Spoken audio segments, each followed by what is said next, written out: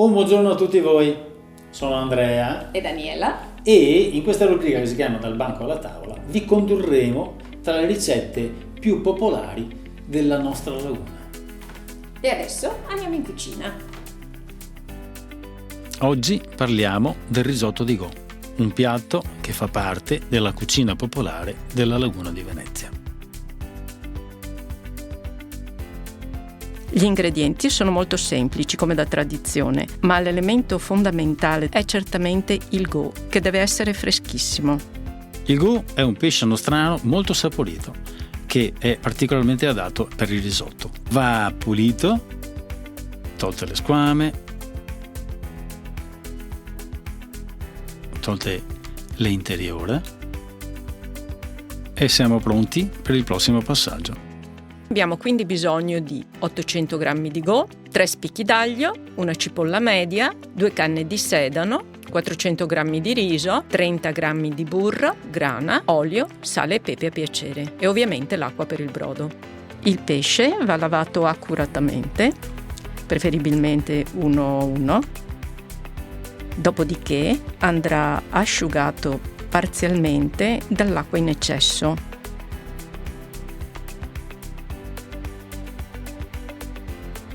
Preferibilmente tamponando con della carta da cucina, in questo modo. Una volta asciugato il pesce, versare un filo d'olio nella pentola, aggiungere l'aglio e far scaldare l'olio, che però non deve diventare troppo caldo. A questo punto possiamo aggiungere il pesce. È importante mescolarlo delicatamente perché non vogliamo che si attacchi alla pentola. Il tutto per qualche minuto. Aggiungere la cipolla, il sedano e l'acqua per il brodo. Qui ne sto usando circa 1,5 litri.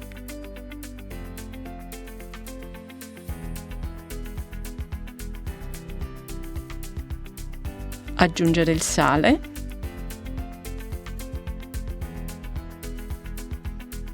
il pepe e portare ad ebollizione. Quando l'acqua bolle, abbassare la fiamma, lasciar bollire per circa 40 minuti a fuoco lento. Ultimata la cottura, è il momento di filtrare il brodo. Questo è un processo a più passaggi per renderlo il più possibile limpido. Alla fine del processo dovrebbe avere un bel colore dorato. La prima volta lo filtro con uno scolapasta.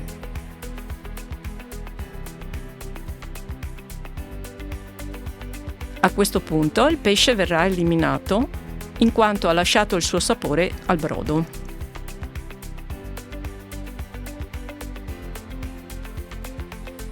Il secondo passaggio verrà fatto con un colino a rete più fitta, in modo da poter separare i frammenti di pesce rimasti sul fondo.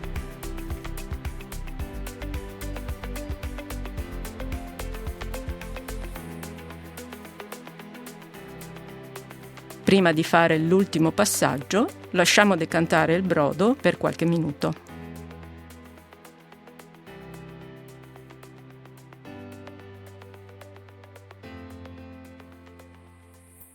A questo punto utilizzeremo 1/3 del brodo ottenuto per iniziare la cottura del riso.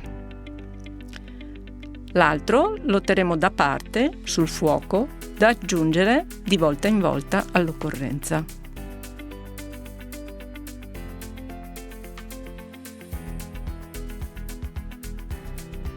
Mescolare in continuazione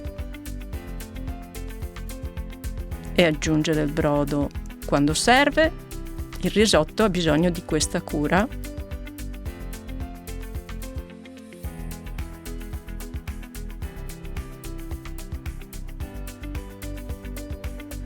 Verso fine cottura aggiungiamo il burro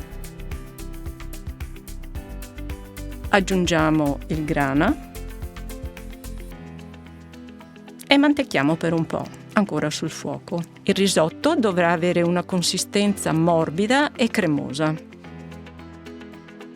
E il risotto è pronto.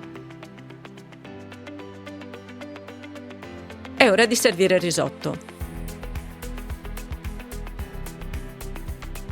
Si può servire senza niente sopra oppure aggiungere a piacere un po' di prezzemolo appena prima di servire. Ed ecco qui, il piatto è servito. Il risotto va mangiato caldo, accompagnandolo volentieri con un buon vino bianco.